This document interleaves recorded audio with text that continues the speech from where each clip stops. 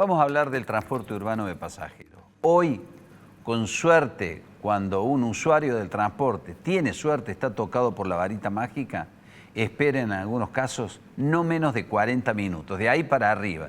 Si alguien espera más de 40 minutos, si alguien espera una hora, el transporte en Córdoba, en algunos corredores, hay que decirlo con todas las letras, se ha transformado en testimonial. ¿Qué es lo que ha pasado? Está Sergio Piguillén, Graciela Vilata en la noche de Futuro Imperfecto. ¿Cómo les va a los dos? Gracias por haber venido. Buenas noches, gracias por invitarme. Bueno, Graciela, ¿qué me decía al respecto? Y que esto es producto de la improvisación de un gobierno municipal que hace 5 años que gobierna. Hace 5 años que gobierna y desde el momento que se adjudicó el sistema del transporte, donde estaban algunas empresas como la actual Confederal, como ERSA y obviamente los sectores, los corredores menos rentables asumidos por la empresa TAMSE, se sabía desde el momento de la adjudicación que en el 2024 se terminaba la concesión. Entonces, ¿qué hizo Yarlora que no mandó a tiempo los pliegos para que discutamos el transporte urbano que nos merecemos los cordobeses, que se merecen los cordobeses? Y con esta improvisación, nosotros en enero de este año, desde el bloque del Frente Cívico, salimos a denunciar que iba a aparecer esta empresa FAN, que es el Quebrachal, y que porque ya a los empleados se le estaba haciendo toda la documentación para el traspaso de la empresa, la municipalidad negaba todo y cuando eligen esta empresa, estoy hablando que para mí la solución es la licitación, como corresponde, que venga, que se discuta en el Consejo Deliberante. Ahora, cuando avanza FAN, yo digo, ¿entre qué empresas se seleccionó? ¿Cuáles fueron las garantías que le iban a dar a la municipalidad? Y después, vuelvo a lo que de alguna manera conversábamos esta mañana, Jorge. ¿Qué empresa seria puede hacer una inversión en Córdoba si le están dando una autorización por un año? Nada, claro. No existe. ¿Quién le va a financiar coche? Por un coche supuesto. vale hoy $200.000. Sergio. Mira, yo comparto la posición de Graciela. Yo creo que llegaron al gobierno sin un plan directamente. Esto que dice Graciela es cierto, porque, a ver, se puede discutir para atrás, ERSA, Autobuses Santa Fe, Confederal, lo que era el sistema, pero lo cierto es que ese sistema fue producto de una licitación internacional que dio una previsibilidad al sistema de transporte de la ciudad por 10 años, ¿sí? Es decir, que todo el mundo sabía que el 1 de marzo del 2024 vencía el pliego de licitación y quedaban todos en materia de precariedad. No hizo nada Yarlora. Yo recuerdo, además soy profe de historia, entonces me gusta tener memoria. Recuerdo que el plan de Yarlora era fundamentalmente el ferrobús. Digo, se hizo casi nada con el ferrobús. Y cuando llegó Pacerini dijo, bueno, vamos a instrumentar un nuevo sistema de transporte. Bueno, lo que no dijo que iba a ser un sistema sin licitación, precario, pero además nos ha mentido en la cara a los concejales y a todos los ciudadanos. ¿Por qué digo esto? Con la crudeza que lo digo. Porque el año pasado, después que se fue Bermúdez de la Secretaría, no quisieron poner más un secretario de transporte, le dieron la responsabilidad a Rodrigo Fernández, que yo digo es el mega secretario, es el presidente del ente metropolitano, es el secretario de gobierno y es el secretario de transporte de la ciudad. Fue al Consejo Deliberante a pedido de los bloques de la oposición y nos dijo, quédense tranquilos, ya está casi terminado los pliegos, va a llegar el marco regulatorio del Consejo Deliberante. Esto fue en abril, mayo del año pasado. Nunca llegó. Pero volvió al Consejo Deliberante en noviembre del año pasado para anunciar con bombos y platillos el nuevo sistema metropolitano, que era un pedido de todas las ciudades metropolitanas de Córdoba. Sí, hablamos mucho de eso. ¿En qué quedó? En la nada. Pero a ver, lo presentaron, no anda el urbano. Pero lo presentaron con un PowerPoint. Sí, fantástico. Tremendo, fantástico. Nosotros, la verdad, ambos bloques le dimos un voto de confianza. Medio que nos mirábamos porque decían, che, esto es para el primer mundo, esto es Barcelona, como mínimo. Bueno, pero le demos un voto de confianza porque lo presentaron con tantos bombos y platillos. Bueno, en febrero Pacerini cajoneó eso, vuelve al viejo sistema y redistribuye metiendo 2 jugadores nuevos en forma absolutamente precaria. Y este es el problema, la precariedad. ¿Qué significa? Es que el intendente decide a quién, digamos, sin que pase a dedo, digamos. A dedo. Y la empresa por un año, como bien se decía, por un año ninguna empresa seria va a hacer una inversión para un sistema de transporte en la ciudad de Córdoba por un año. ¿Cuáles son las garantías? ¿Qué es lo que te da el marco del pliego de licitación? Insisto, ERSA, nos guste o no nos guste, llegó a Córdoba con antecedentes. Tenía corredores en la provincia de Buenos Aires, un corredor en Cava, todos los corredores de Corrientes y en Santiago del Estero. Era una empresa con dilatada trayectoria en la Argentina, lo mismo que Autobuses Santa Fe, pero además tuvieron que poner una garantía en el pliego internacional de licitación internacional y tuvieron que cumplir, y cumplieron con las rampas para discapacitados. Vayan a preguntarle hoy a los discapacitados de Córdoba qué hacen, cómo hacen para subirse a un colectivo, si es que llega el colectivo. Y nadie puede decir nada porque al no haber pliego, las empresas incumplen la frecuencia, no ponen las rampas, no ponen colectivos como la gente y la municipalidad no le puede exigir ni siquiera una multa. Ahora, yo con ERSA tengo mi reparo, ¿no? A ver, pero, sí. Y no, porque está bien, es cierto lo que dice el concejal, que obviamente es una realidad, fue producto de una licitación internacional y que tiene los resguardos, porque tiene las garantías. Pero este municipio que ha hablado pestes de ERSA, se fue a ERSA y ¿a quién le alquiló los colectivos? A ERSA. 350 colectivos que no sabemos cuáles son los que funcionan, cuáles son los que sirven de repuestos y cuántos choferes. Yo los invito a que vayamos a las puntas de línea y van a ver la cantidad de choferes que no pueden salir porque no tienen las unidades. De hecho, FAN tiene una cantidad de colectivos propias mínima. 15. FAN 15 y Cibus, que se supone va a debutar en abril, 40. Sí, pero una cosa, Jorge, y después un cementerio de vehículos de ERSA y de TAMSE. La TAMSE compró 50 colectivos que ingresaron en noviembre y que hablaban de que con eso iban a potenciar el Corredor 2, que ahora se lo dan a FAM, a la empresa fantasma. Coincidimos con el concejal en decir que es una realidad. Ahora, los 50 colectivos nuevos ya están ploteados con Cibus. Volvemos con el mismo. Eso es grave. Yo pregunto, ¿cuáles son las garantías? ¿Qué garantía nos da que no volvamos a decir, como estamos leyendo en esta semana, el subsecretario Ramírez diciendo que le van a revocar? Pero ¿cómo se lo van a revocar hace una semana o hace un mes que pasó el personal? Pero además, ¿quién compró esos 50 colectivos? Porque al haber emergencia en transporte, no sabemos si lo pagó los colectivos para un negocio de un privado. ¿Quién pagó? ¿La Muni? ¿TAMSE? ¿Quién va a pagar eso? Porque se tomó con un se pagó con un crédito del Banco Córdoba. 50 colectivos en noviembre. ¿Quién paga eso? ¿TAMSE? ¿La Municipalidad de Córdoba? O sea, ¿las futuras prestatarias? 50 colectivos tomó un crédito del Banco de Córdoba y esos colectivos... Esto fue en noviembre. Y ahora en febrero... Se los pasaron a Cibus. Cibus. Ahora, que todavía no entró al sistema, dicen que entra la semana que viene. Nos cuesta muchísimo acceder a la información. Nosotros tanto el bloque de la Unión Cívica Radical como el bloque del Frente Cívico, nos hemos cansado. La única posibilidad que tenemos como concejales es hacer pedidos de informe para que nos expliquen dónde estuvo la selección, cómo hicieron. Es más, todavía queremos que nos muestren cuál fue el contrato de alquiler de TAMSE con la empresa ERSA para alquilarle colectivos que no funcionan. Todavía es imposible acceder a esa información. Es más, nosotros desde nuestro bloque hemos presentado una denuncia porque en un momento cuando ERSA le cede algunos corredores a la TAMSE, en el mismo acuerdo de complementariedad, como decía, en ese acuerdo de colaboración, los subsidios los cobraba ERSA en nombre de TAMSE. Tenemos presentado una denuncia, pero es imposible acceder a la información pública. Además, Jorge, si ERSA era tan malo, bueno, Yayora tuvo 4 años para revocarle, ¿no? Y lo dejó. Pero además le dieron corredores interurbanos también, ¿no? La provincia de Córdoba le dio a ERSA corredores interurbanos. Entonces, tampoco le caigamos totalmente a esa empresa. Pero el dato que el otro día lo charlábamos en la radio, son las emergencias. Yo sé que cuesta explicar esto, que el común de la gente le cuesta entenderlo, pero gobernar con emergencia, que una emergencia que está validada en el COVID todavía, porque la sacó Yayora la emergencia. En el COVID, por supuesto que todos los bloques de entonces levantaron la mano porque era un problema mundial, estaba justificado, pero después en forma automática en la ordenanza de presupuesto todos los años, vamos por el 6º año, se lleva adelante una emergencia económica, administrativa, sanitaria, de ambiente. Cuando gobernás en emergencia a dedo, tenés todo el derecho del mundo de sospechar y de pensar mal. ¿Por qué a este le dieron y a este no?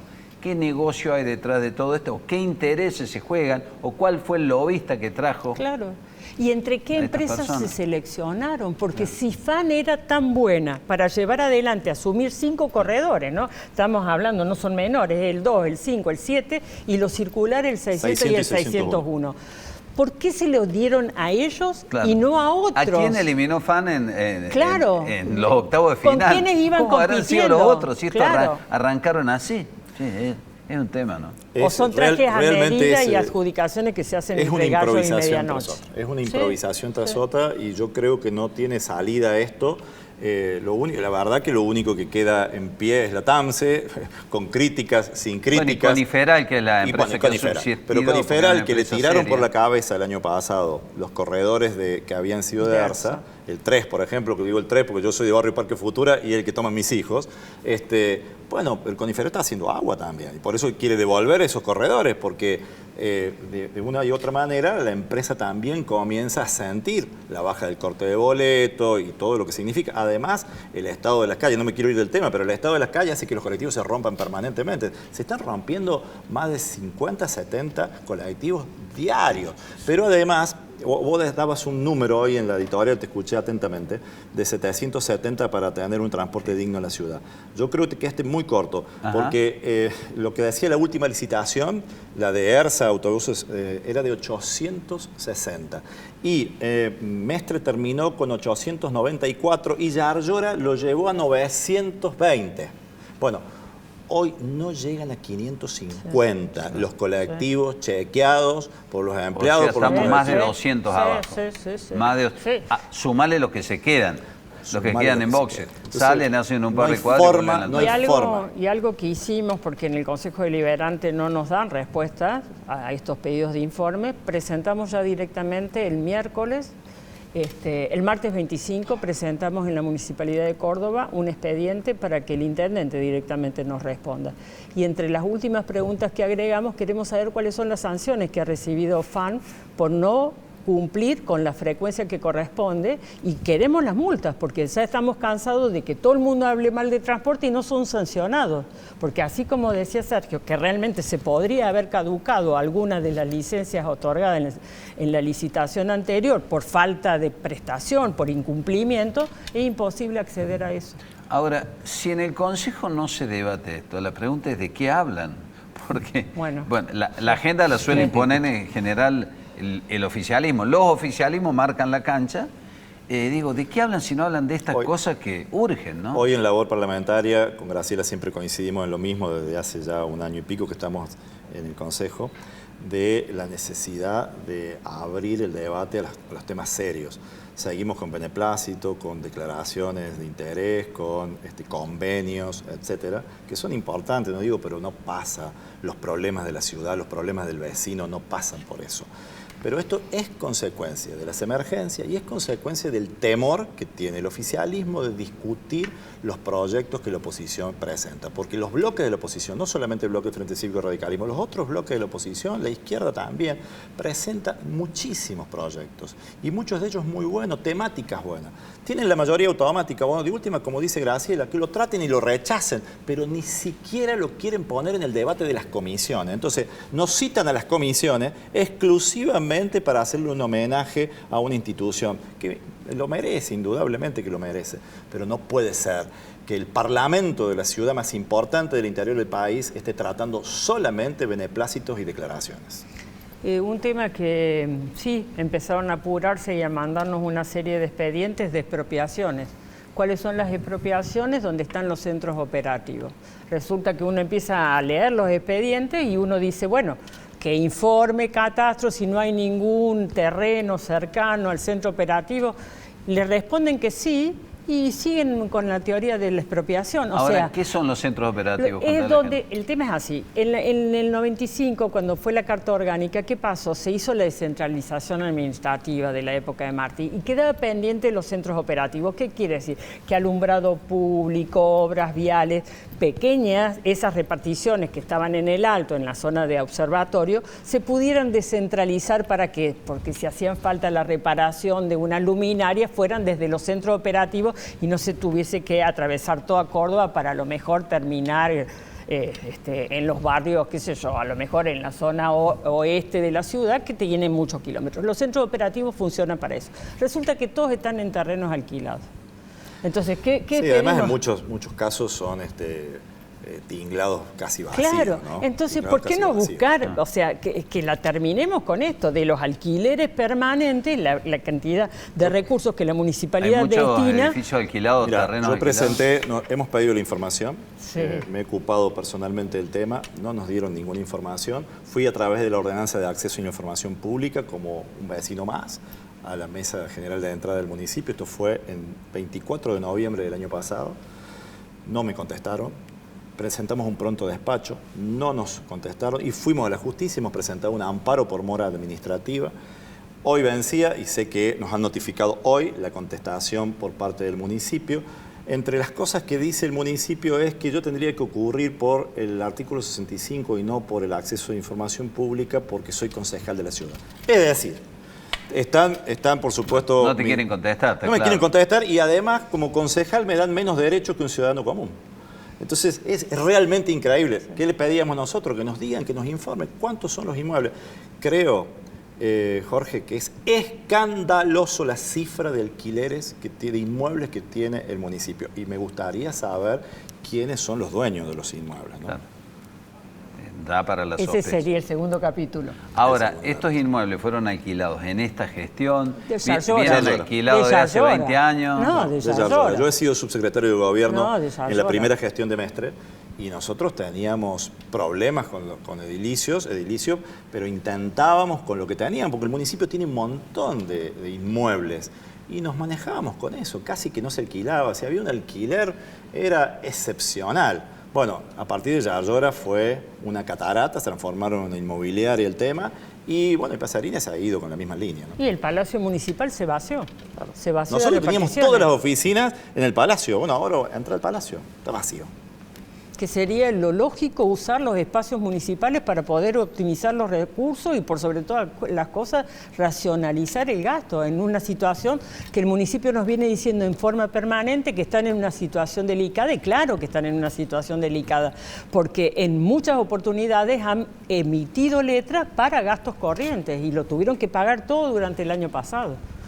Es más, el Festival de Obra Pública, si bien a lo mejor no es el tema por el cual nos llamaste, No, Jorge, pero es interesante, pero estamos hablando de la ciudad. ¿Sí? el Festival de Obra Pública de la campaña de Yayora, que todos los cordobeses vimos en el corte de cintas del 2023, que creían que había una provincia que era condescendiente y nos daba la mano y nos acompañaba. No, todas esas obras las adjudicó la provincia y ¿cómo se pagan? Con detracción, o sea, tomando la coparticipación del año siguiente. ¿Qué quiere decir? Que todo el año pasado los cordobeses le pagamos la campaña a gobernador de Yayora porque recibimos menos de 15.000 millones de pesos porque nos lo descontaron de la coparticipación. La que le toca a la ciudad. Totalmente. Claro que sí. Entonces, ese Festival de Obra Pública lo pagamos el año pasado. Entendemos que Pasadena haya tenido un mal año en la recaudación y obedece a que se tuvo que pagar el Festival de la Obra Pública de la campaña de Yayora.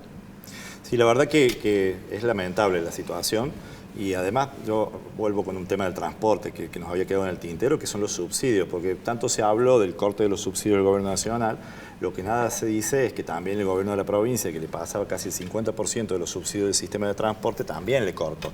Pero pese a eso, la municipalidad sigue poniendo un subsidio al sistema de transporte de la ciudad. Son 100.000 millones al año, es decir, cerca de 10.000 millones por mes que la municipalidad le pone al sistema de transporte, a este sistema precario, a este sistema con empresas fantasmas, y eso sale de las arcas del Estado, ¿no? Sale del bolsillo de cada uno de los contribuyentes. Entonces, bueno, la verdad que es lamentable. Sumale, para ponerle los frutillos a la torta, a que hoy tenemos casi 25.000 empleados en la ciudad, porque la planta permanente no llega a 10.000, pero hay precarizado casi 15.000 empleados. ¿Sí? Entre contratados, becarios, monotributistas, los chalequitos celestes que uno lo ve en todos lados, trabajando, cortando los yuyos, desmalezando o pintando los cordones. Es una municipalidad paralela. Bueno, eso también es un crecimiento de la planta de la ciudad en forma precarizada, sin la ropa, la indumentaria necesaria, etcétera. Bueno, son miles los temas, los problemas que tiene la ciudad. Nosotros estamos en la oposición para aportar, no solamente para criticar. El tema es que, ¿qué podemos aportar si las leyes de emergencia, las ordenanzas de emergencia no nos traen ninguno de estos temas al debate público en el Parlamento? Bueno, la seguimos. Gracias por haber venido. Gracias a vos, Jorge. Muy bien.